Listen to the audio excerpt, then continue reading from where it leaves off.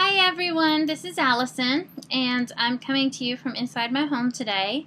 And today I want to talk about quality of work. Quality of work is so important if you want to become a best-selling author. I cannot stress this enough.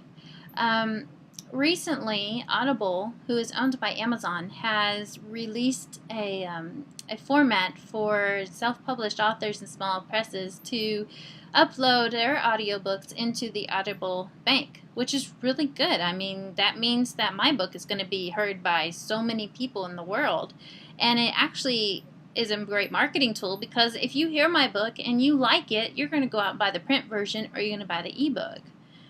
Now, this is really great for the author who needs another outlet in order to market their book. And what author doesn't need another market outlet? We are on Facebook, we're on Twitter, we're on Pinterest, we're marketing our little hearts out on blog. You know, we're doing everything to get the reader's attention in this fast-paced world. Well, Audible may be really great for those who are best-selling authors and can catch their readers' attention and have a great voice, and you know it's going to be great for them because it's going to cause more sales. But it's also going to have a little downfall.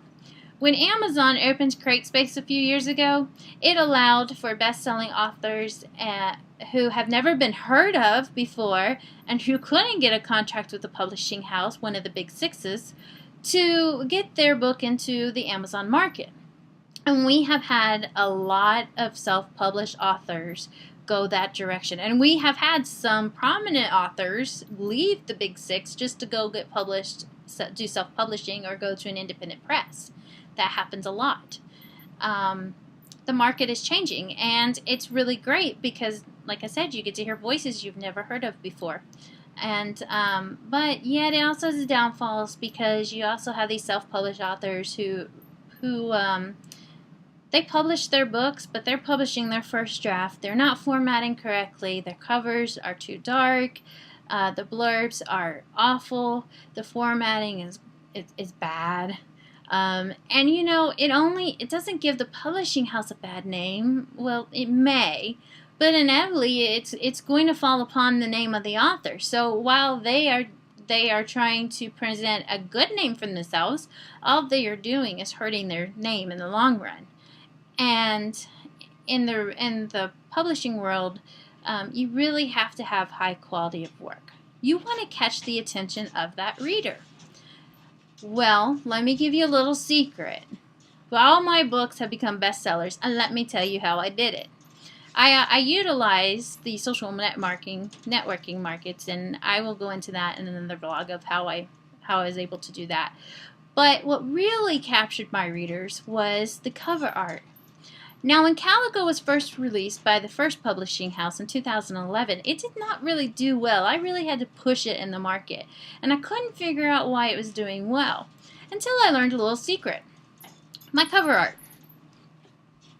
Calico, and you'll have to forgive me for this being backwards. I am on a MacBook Pro, and MacBook Pro doesn't like to put it the right size. So, the Calico was released with this cover the first time. Now, your cover should tell the reader something about your book. When that reader is going into a library, or they're perusing Amazon or Smashwords, or they're in a brick and mortar place, they really don't care what the blurb says. They are looking at your cover. It has to catch them like that. So, when you look at Calico, this cover should tell you something about my book. It should tell you the genre. We'll take a look at it. She's in something that appears to be Native American, so it may be a Native American book. I really don't know. But it looks kind of like lingerie, so it may be erotica. Well, my book is not erotica. And you can't tell the tribe she's in because the only thing it says is on the blurb, Children of Shawnee. So maybe she's a child of a Shawnee? I really don't know. And I don't know where she's located because all I see is a cornfield and clouds. And also, this book, it looks like something that should have been produced in the 1950s, not in the 21st century. Well, my second publishing house that published Calico came out with brighter colors and a cartoon drawing and everything. And it started getting 1 stars. And the reason it was is because people were picking it up thinking it was a young adult book. My book has rape in it, and it has incest, and it has violence. Those are not topics we should be discussing with young adults or children. So I left that publishing house, and as most of you know, I own Mountain Springs House. I decided to take it in my own hands and get my own copy art. And I was very happy with what was produced. This is the new Calico. Any reader who looks at the book, at this book, is going to be immediately drawn to the girl in the front. You know this is something about her. That has to be Calico. She's dressed in some kind of dress. It may be modern, but I can't really tell that it's modern because there's a wigwam behind her. So I'm dealing with something Native American here, and it's something Native American that is not from this century. You can instantly tell that this is a Native American historical fiction with a white girl in it, and it is her story. I have your attention? I should with this cover. This is very dynamic, and this is very well done. It makes you think that you're going to walk right into the story, which is what I want you to feel. I want you to feel like my story is so real that you want to walk into it and live it. I want you to crave reading more about in this series. Once I have your attention, the reader is going to turn to the book blurb. Now, the book blurb is found on the back cover in a brick and mortar store, which means I have to keep your attention. Well, if I'm going to keep your attention, I need my back cover to be even more enticing. Voila. The back cover Calico has your attention. Look at those clouds. There's something dramatic happening to this young woman's life. Calico is still on the back, so I know the story is still about her. I'm going to read the book blurb, and then if I like the book blurb, I'm going to buy the book.